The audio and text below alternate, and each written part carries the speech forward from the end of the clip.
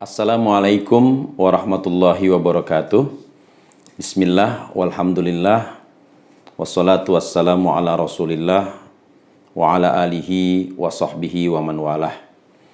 Para mahasiswa peserta kuliah agama Islam, kali ini kita akan membahas hadis sebagai salah satu sumber ajaran agama Islam. Pada kuliah terdahulu telah disampaikan penjelasan tentang Al-Quran sebagai salah satu sumber utama ajaran Islam. Dan kali ini kita akan membahas hadis sebagai salah satu sumber utama yang mencakup pengertian hadis, kemudian sejarah timbulnya hadis, sejarah pengumpulan hadis, dan terakhir bagaimana kita memahami hadis-hadis Rasulullah Shallallahu Alaihi Wasallam. Para mahasiswa, Al-Quran sebagai salah satu sumber ajaran Islam hanya memuat prinsip-prinsip tentang ajaran agama, tetapi tidak membahas sampai pada level detail ajaran agama. Sebagai contoh bisa saya sampaikan di sini bahwa di dalam Al-Quran ada perintah untuk melaksanakan sholat. Wa aqimus sholata wa atuz zakata warka'u ma'ar raki'in, sebagaimana tercatat di dalam surat Al-Baqarah. Dirikanlah sholat, tunaikanlah zakat, dan rukuklah bersama orang-orang yang ruku. Tetapi ayat itu tidak membahas secara detail bagaimana tata cara sholat. Karena dalam pandangan orang Arab, makna sholat artinya berdoa. Nah, jika tidak ada penjelasan secara detail, secara teknis tentang tata cara sholat, maka orang-orang Arab yang awam tentunya akan beranggapan bahwa melaksanakan sholat itu cukup dengan berdoa kepada Allah Subhanahu wa Ta'ala. Lalu kemudian Nabi Muhammad SAW memberikan penjelasan bagaimana tata cara sholat.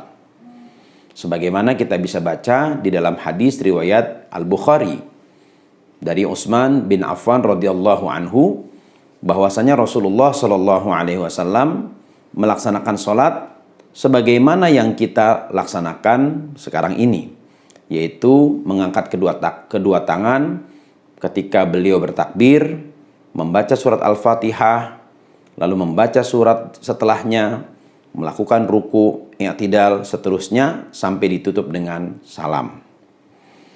Demikian pula di dalam Al-Quran, surat Al-Isra misalnya, kita menjumpai waktu-waktu pelaksanaan sholat. Di ayat itu dikatakan, aqimis sholata liduluki syamsi ila ghasaqil laili wa qur'an al-fajri. Dirikanlah sholat mulai dari tergelincirnya matahari sampai datangnya gelap malam, dan dirikanlah sholat fajar. Akan tetapi meskipun disebutkan waktu di dalam Al-Quran, tidak ada penjelasan yang sifatnya detail.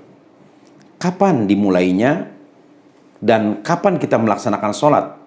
Apakah sholat itu dilakukan mulai dari tergelincirnya matahari, katakanlah jam 12 siang, sampai terbenam, sampai datangnya gelap malam? Apakah selama itu sholat secara terus-menerus kita lakukan? Ternyata di dalam hadis Rasulullah Nabi Muhammad SAW memberikan penjelasan tentang waktu-waktu pelaksanaan sholat. Beliau menjelaskan di dalam sebuah penjelasan yang sangat detail, yaitu mulai dari tergelincir matahari sampai ada patokan tinggi bayangan, panjang bayangan, sebagaimana yang beliau sebutkan di dalam banyak hadis. Barulah di situ kita mengetahui ada sholat zuhur, ada sholat asar, ada sholat maghrib, ada sholat isya. Nah, jika tidak ada penjelasan seperti ini dari Nabi Muhammad SAW, maka tentunya kita akan keliru di dalam memahami Al-Quran. Jadi Al-Quran hanya berbicara tentang hal-hal yang prinsip di dalam ajaran beragama, dan secara umum Al-Quran tidak membicarakan persoalan-persoalan yang detail atau yang terkait dengan teknis kehidupan. Nah, para mahasiswa yang berbahagia, definisi hadis, kalau kita lihat di dalam bahasa Arab, hadis ini diambil dari kata hadasa, maknanya adalah baru. Hadasa yahdus, ya, sesuatu yang baru.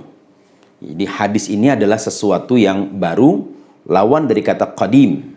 Qadim ini maknanya adalah lampau atau masa lalu.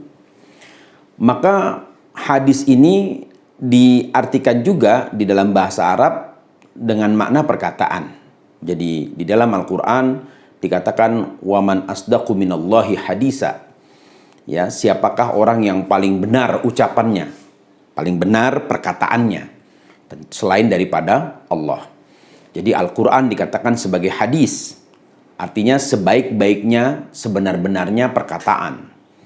Ya, ucapan Nabi juga disebut sebagai hadis. Nah, di dalam pengertian ilmu hadis itu sendiri, hadis itu maknanya adalah qaulun nabiyyi sallallahu alaihi wasallam. Makna dari hadis adalah ucapan Nabi Muhammad sallallahu alaihi wasallam. Sehingga setiap ucapan yang diyakini bukan berasal dari Nabi Muhammad sallallahu alaihi wasallam, menurut tinjauan ilmu hadis tidak dianggap sebagai hadis. Tetapi di kalangan Syiah, istilah hadis juga dipakai untuk menjelaskan ucapan dari Ahlul Bait, keluarga Nabi Muhammad SAW, atau ulama-ulama yang merupakan keturunan dari Ahlul Bait. Ini kalau kita melihat atau mendengar istilah hadis dari kalangan Syiah. Tapi kita tidak akan bahas sampai sejauh itu. Saya akan membahas definisi yang dipahami secara umum di masyarakat, bahwa makna hadis adalah ucapan dari Nabi Muhammad SAW. Nah, bersamaan dengan hadis ada juga makna sunnah. Apa itu sunnah? Sunnah diambil dari kata sanna yasunnu, artinya jalan atau kebiasaan atau perilaku. Kalau dilihat dari tinjauan ilmu hadis, maka makna sunnah ini lebih umum, lebih luas jangkauannya dibandingkan hadis. Karena makna sunnah ini artinya adalah aqwalun wa af'alun. Maknanya adalah ucapan dan perbuatan, atau qaulun wa fi'lun wa taqrirun. Ucapan, perbuatan, wa taqrir, persetujuan dari Nabi Muhammad SAW, ya, minal amri, ya kan, fil amri minal umur, dari satu masalah dari seluruh masalah keagamaan. Jadi sunnah ini maknanya lebih umum daripada hadis. Ya, hadis ini hanya ucapan Nabi, seperti qalan Nabiyyu sallallahu alaihi wasallam. Nabi Muhammad sallallahu alaihi wasallam bersabda begini dan begini dan begini. Sedangkan sunnah itu adalah potret kehidupan Nabi Muhammad sallallahu alaihi wasallam. Sebagai contoh, bagaimana Nabi makan.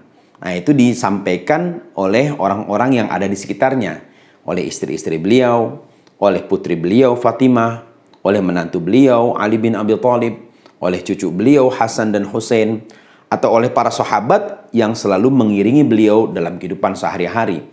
Maka perbuatan yang dilakukan oleh Nabi Muhammad SAW itu kemudian diwartakan, diberitakan, disampaikan dari sahabat kepada generasi sesudahnya. Tentu ini disampaikan setelah Nabi Muhammad SAW wafat. Nah, karena itu kalau kita membaca di dalam kitab-kitab hadis, warta tentang Rasulullah atau tentang Nabi Muhammad SAW, tentang kehidupan beliau, selalu menggunakan redaksi kanan Nabiyyu SAW. Dulu Nabi Muhammad SAW melakukan ini, dan ini. Nah, itu sunnah. Nah, ada ulama yang berpendapat bahwa sunnah dengan hadis itu sama. Karena semua yang bersumber dari Nabi Muhammad SAW itu dijadikan sebagai rujukan bagi umat Islam di dalam menjalankan ajaran agamanya. Nah, kemudian kita masuk kepada pertanyaan atau pembahasan tentang kapan hadis ini mulai muncul dan kapan hadis ini mulai dibukukan lalu disebarluaskan. Jadi begini, kalau kita melihat di dalam sejarah, ya, hadis-hadis atau ucapan-ucapan Nabi Muhammad SAW ternyata tidak dikumpulkan semasa Nabi masih hidup.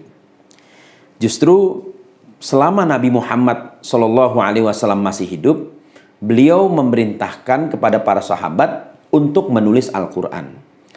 Dan memang belum ditemukan atau dijumpai perintah yang disampaikan oleh Nabi untuk menulis ucapan-ucapannya, dan perintah itu disampaikan secara umum kepada para sahabat.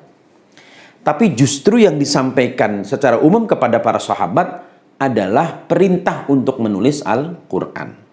Ya, di dalam salah satu riwayat, di dalam hadis, Nabi Muhammad mengatakan, "Falyaktub anni wal yamhuh."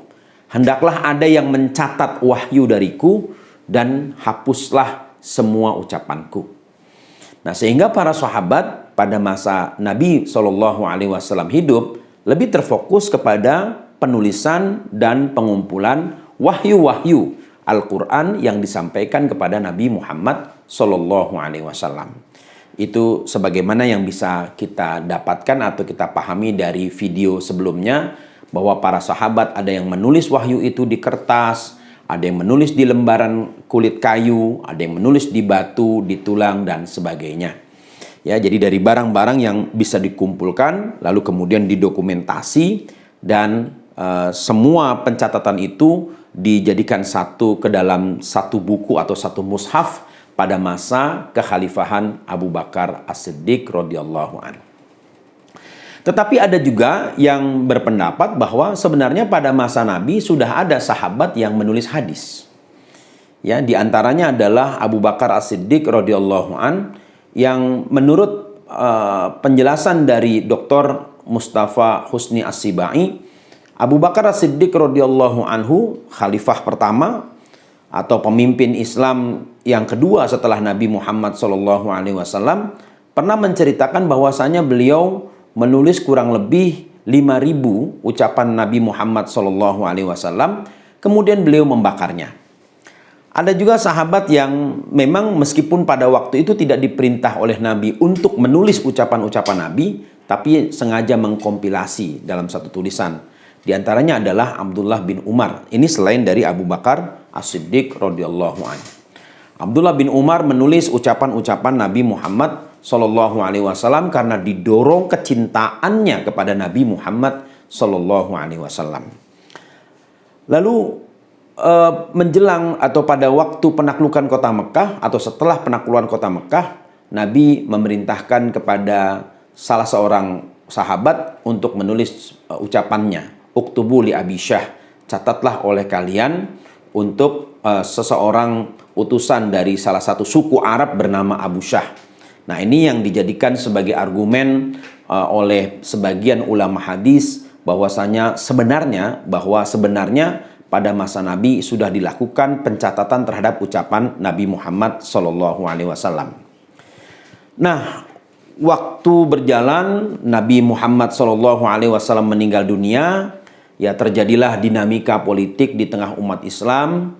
Sebagian umat Islam masih belum bisa menerima naiknya Abu Bakar As-Siddiq radhiyallahu an menjadi khalifah. Makna khalifah itu adalah penerus.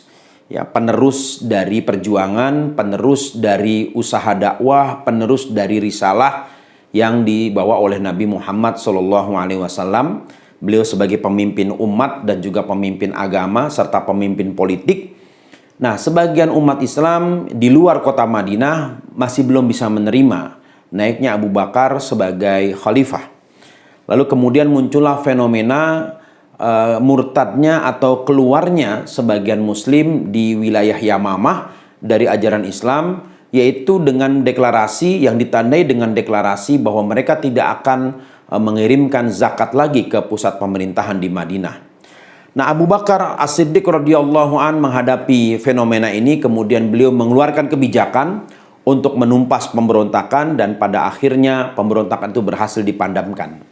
Tetapi di tengah-tengah pemberontakan itu muncul satu fenomena yang disebut dengan nama fenomena nabi palsu yang dideklarasi oleh Musailamah Al-Kazzab. Ya, salah seorang tokoh Arab Badui di Yamamah mendeklarasikan diri sebagai seorang nabi. Kemudian Musailamah Al-Kazzab berhasil ditangkap dan pemberontakan itu dipadamkan dan kehidupan umat Islam kembali seperti sedia kala. Lalu setelah Abu Bakar meninggal, digantikan oleh Umar, dan dinamika itu muncul kembali pada masa pemerintahan Utsman bin Affan radhiyallahu an. Nah, saya kira ini yang menjadi titik awal atau titik tolak beredarnya hadis-hadis palsu di kalangan umat Islam.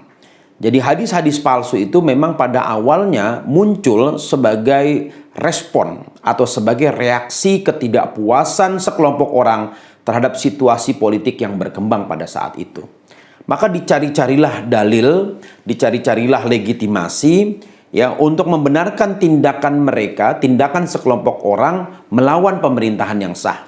Maka di antara legitimasi yang digunakan selain dari ayat Al-Quran adalah memanipulasi ucapan Nabi Muhammad SAW. Dan itu terus berlangsung sampai pemerintahan Ali bin Abi Thalib, bahkan sampai pemerintahan dinasti Umayyah atau dinasti yang dibangun oleh seorang sahabat Nabi yang bernama Muawiyah bin Abu Sufyan.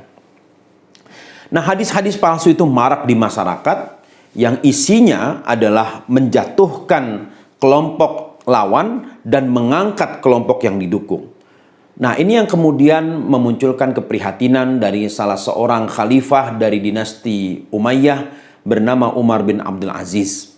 Maka Khalifah Umar bin Abdul Aziz kemudian menulis sebuah surat kepada gubernur Madinah yang bernama Abu Bakar bin Muhammad bin Amir bin Hazm. Apa isi suratnya? Isi suratnya adalah meminta kepada gubernur Madinah, kepada Abu Bakar bin Muhammad untuk mengendorse, ya, mendorong para ulama Madinah melakukan pencatatan terhadap ucapan-ucapan Nabi Muhammad SAW yang populer dan beredar di kalangan ulama. Lalu kemudian catatan-catatan itu diterbitkan untuk mengklarifikasi, ya, untuk mengklarifikasi tuduhan-tuduhan palsu atau hadis-hadis palsu yang disandarkan kepada Nabi Muhammad SAW. Ya, di dalam sebuah surat Umar bin Abdul Aziz mengatakan bahwa saya prihatin kalau memang ucapan-ucapan Nabi ini tidak dikompilasi, ya, tidak dihimpun ke dalam sebuah catatan. Yang saya khawatirkan nanti ilmu agama ini akan hilang. Dan mulai saat itu dilakukanlah pencatatan. Ya, adapun kitab hadis pertama yang ditulis itu adalah Musnad Abdullah bin Al-Mubarak. Ya, itu kitab hadis yang pertama sebelum Malik bin Anas atau Imam Maliki atau Imam Malik bin Anas merilis atau menerbitkan karya hadis yang diberi judul Al-Muwatta. Jadi karya Abdullah bin Al-Mubarak atau kumpulan hadis yang didapat melalui jalur Abdullah bin Al-Mubarak atau yang diberi nama Musnad Abdullah bin Al-Mubarak inilah yang pertama kali dirilis di dunia Islam. Dan seorang ulama hadis bernama Al-Bukhari, Imam Al-Bukhari, pada usia kurang lebih 9 tahun beliau hafal, betul-betul hafal kata per kata, ya, jedanya di mana, isi dari Musnad Abdullah bin Al-Mubarak. Usia 9 tahun. Padahal Al-Bukhari ini bukan orang Arab. Al-Bukhari ini adalah keturunan Uzbekistan, orang Azerbaijan. Ya, orang Azerbaijan, bukan orang Arab. Bahasa Azerbaijan itu bukan bahasa Arab. Azerbaijan adalah negara bekas jajahan Uni Soviet. Ya, posisinya tidak jauh dari Rusia. Jadi kalau dilihat Azerbaijan itu atau Imam Al-Bukhari ini adalah keturunan Asia Tengah, bukan keturunan Arab. Tetapi beliau, ya kan, populer namanya di kalangan ulama-ulama di wilayah Arab dan penguasaan bahasa Arabnya luar biasa. Nah, ini diantara keberkahan Imam Al-Bukhari. Nah, barulah setelah itu para ulama kemudian mengembangkan satu metodologi di dalam mengumpulkan ilmu hadis. Nah, disinilah ilmu hadis muncul. Karena ada metodologi. Jadi munculnya ilmu itu karena ada metodologi. Ya, dalam bahasa filsafat itu harus ada epistemologi. Nah, di dalam epistemologi itu, ya, bagaimana pengetahuan itu dibentuk, ada yang namanya metodologi. Nah, metodologi ini yang diperdebatkan, didiskusikan oleh para ahli sehingga akhirnya berujung kepada kesepakatan mayoritas ahli terhadap metodologi yang digunakan. Nah, mulailah para ulama melakukan riset terhadap hadis-hadis yang sudah dikumpulkan dan hadis-hadis yang masih beredar. Nah, dari riset ini lahirlah ilmu hadis. Barulah muncul istilah hadis sahih. Apa itu sahih? Sahih ini artinya sehat atau baik. Jadi disebut hadis sahih ini artinya hadis ini memang bisa dikonfirmasi betul-betul berasal dari Nabi Muhammad, dilihat dari jalur yang tersambung dari satu ulama ke ulama sebelumnya, ke ulama sebelumnya, ke ulama sebelumnya, sampai tabi'in, sampai kepada sahabat, lalu sampai kepada Nabi.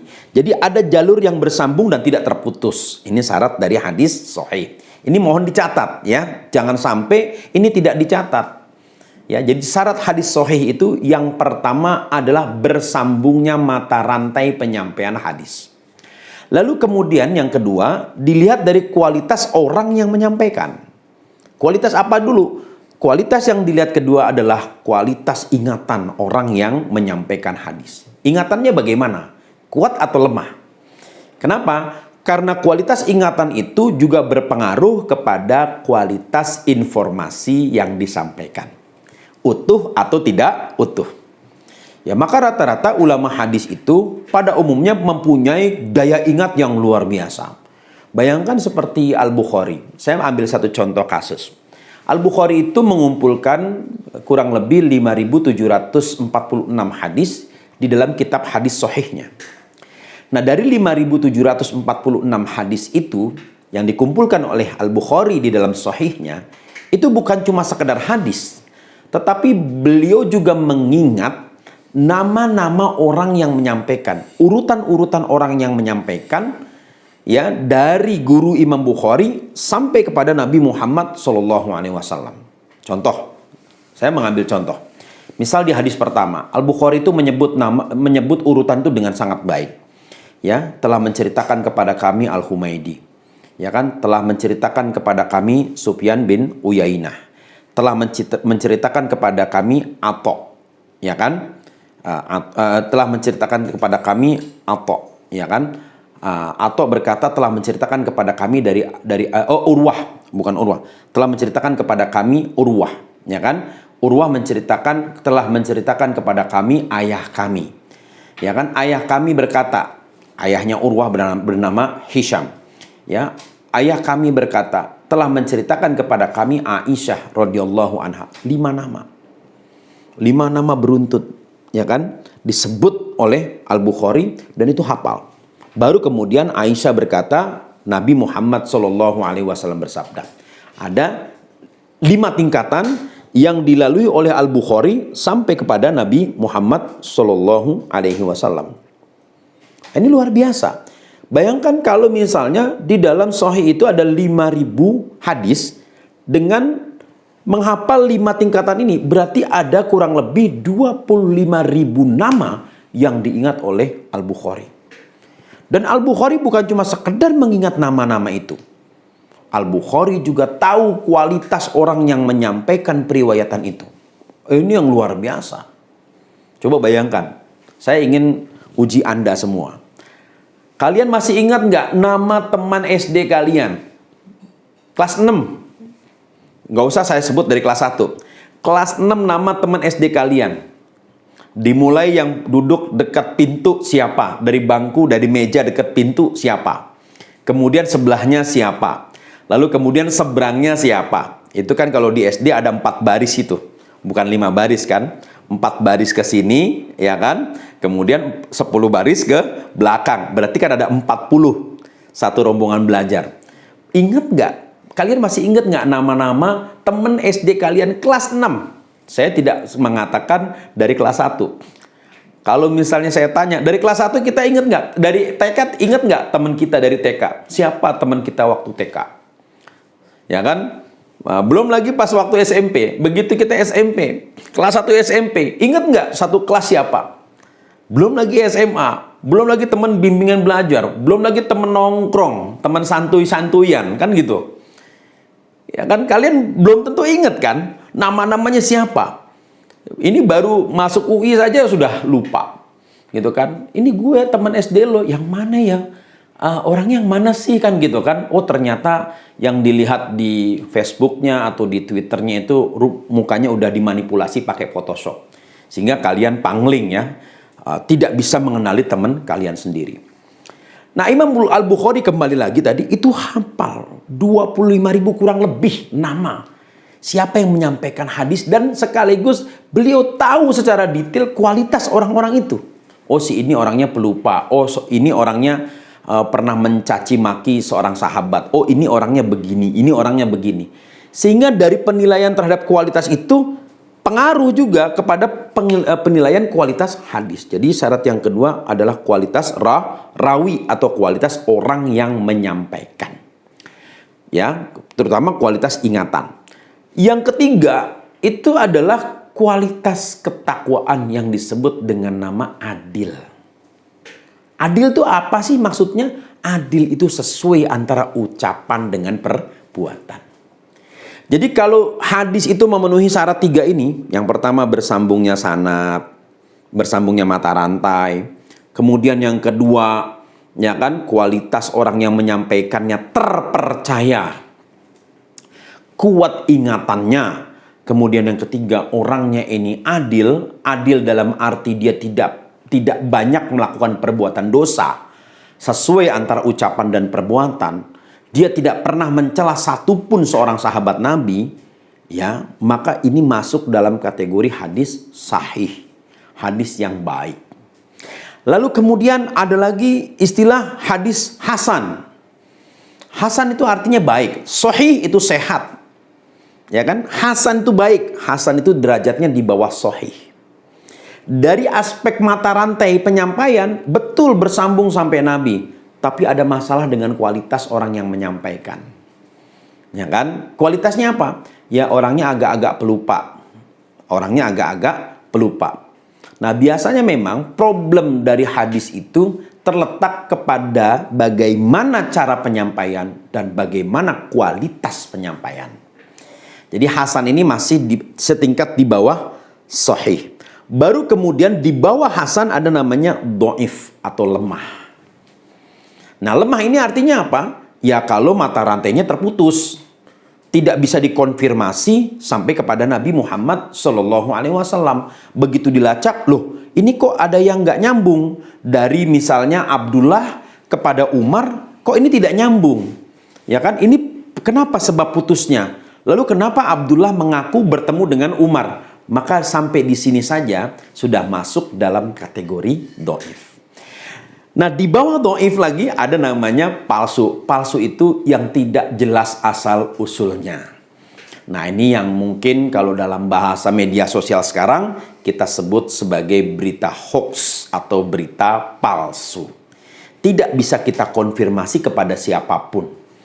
Nah, jadi para ulama hadis juga sudah belajar bagaimana mereka memanajemen, ya, mengelola informasi itu dengan baik.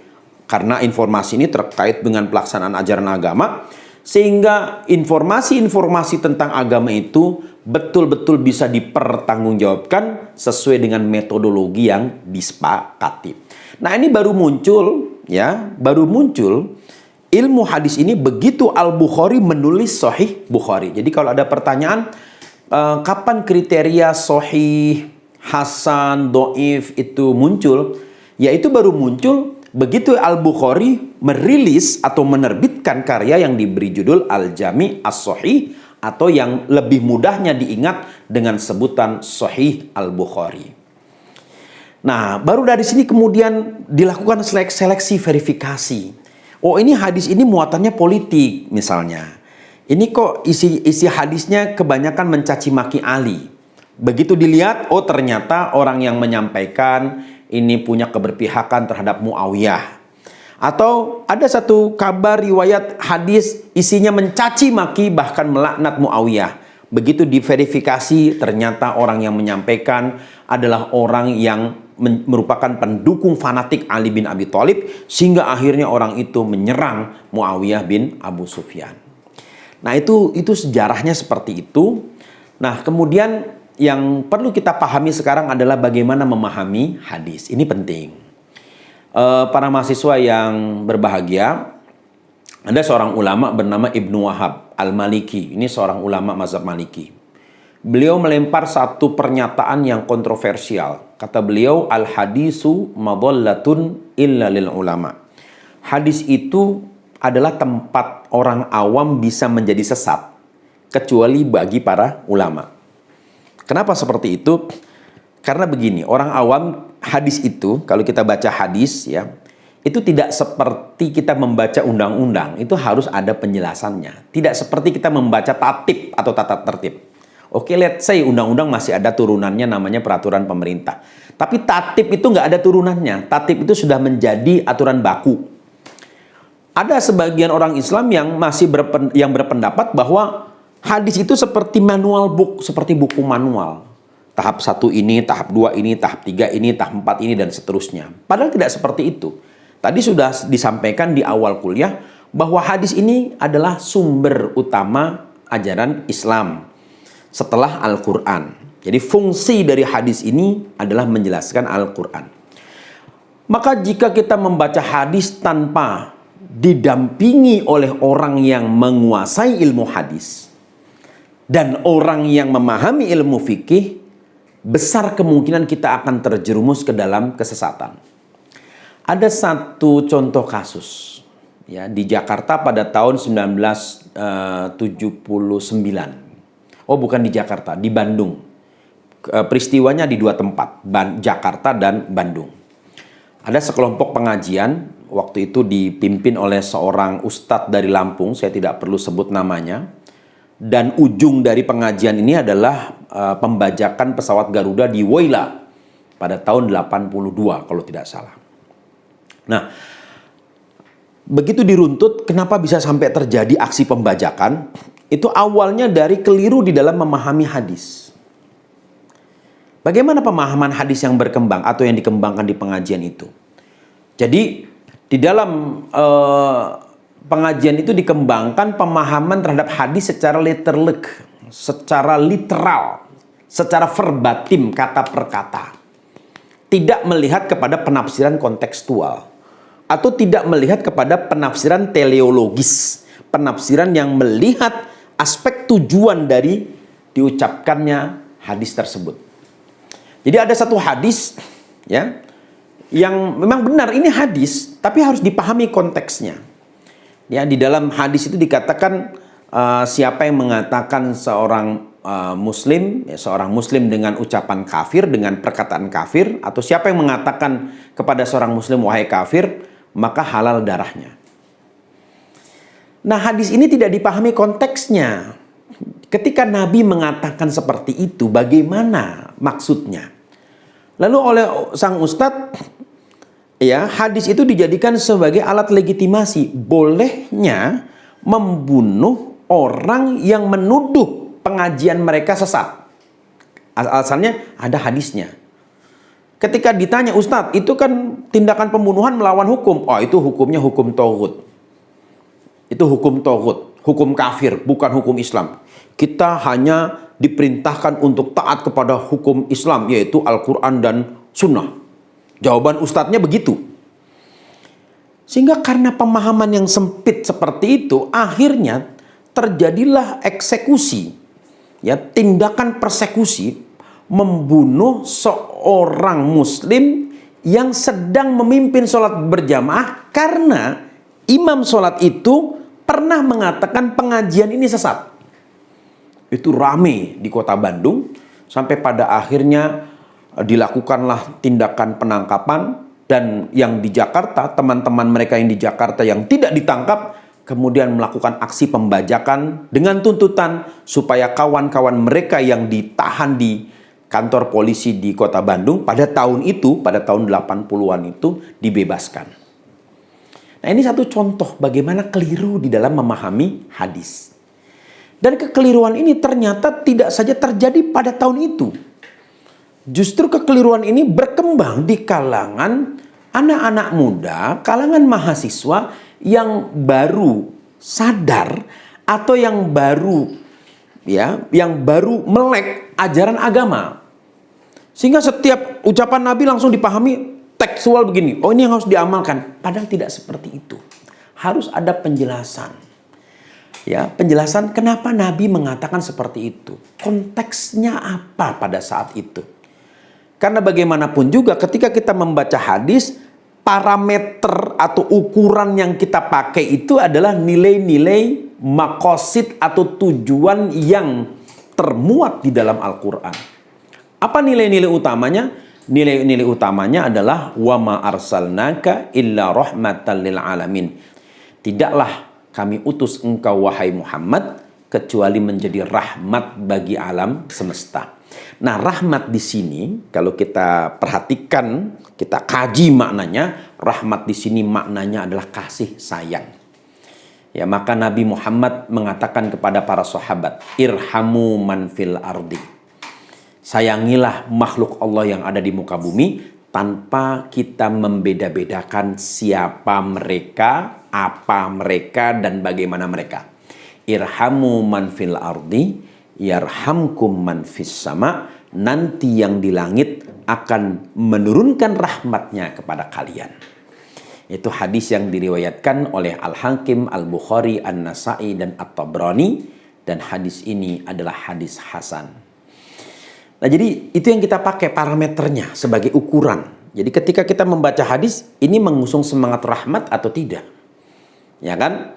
Kalau misalnya ditemukan satu fakta bahwa hadis ini tidak mendukung semangat rahmat, maka kita coba cari penjelasannya dari penjelasan yang disampaikan oleh para ulama. Nah, seperti misalnya juga terkait dengan isu-isu nasionalisme. Ada seorang penceramah kondang mengatakan nasionalisme itu tidak ada dalilnya. Padahal nasionalisme atau cinta kepada tanah air itu ada dalilnya. Dan Nabi Muhammad SAW menunjukkan kecintaan kepada tanah air dalam satu hadis yang diriwayatkan oleh Al-Bukhari. Nabi mengatakan, Jabalul Uhud yuhibbuna wa nuhibbuhu. Gunung Uhud ini cinta kepada kita dan kita pun cinta kepada Gunung Uhud. Nabi mengatakan Gunung Uhud itu untuk merepresentasikan kota Madinah. Karena Gunung Uhud terletak di Madinah dan merupakan simbol kebanggaan orang Madinah. Itu menunjukkan betapa Nabi mencintai kota Madinah. Ya kan? Nabi begitu cinta dengan Madinah. Bahkan ketika Nabi menaklukkan kota Mekah, Nabi ingin kembali ke Madinah. Dan Nabi meninggal dikuburkan di Madinah. Kenapa? Itu menunjukkan kecintaan Nabi kepada tanah air. Lalu ada seorang penceramah kondang mengatakan nasionalisme nggak ada dalilnya. Loh, itu bukannya dalil. Bukankah itu dalil? Nah, itu kan dalil. Bahwa Nabi cinta kepada Madinah itu menunjukkan bahwa Nabi juga punya semangat nasionalisme. Dan bagaimana Nabi menggugah semua penduduk Madinah baik muslim maupun non-muslim untuk membela kota Madinah. Ketika Madinah diserang bertubi-tubi oleh kekuatan asing yang datang dari luar Madinah. Itu menunjukkan bagaimana Nabi menggugah semua orang di Madinah, Muslim, Yahudi, penyembah berhala, untuk sama-sama membela keutuhan kota Madinah. Itu menunjukkan nasionalisme. Lalu kenapa penceramah itu mengatakan bahwa nasionalisme tidak ada dalilnya? Membela tanah air tidak ada dalilnya. Padahal ada dalil. Dalil itu penunjuk.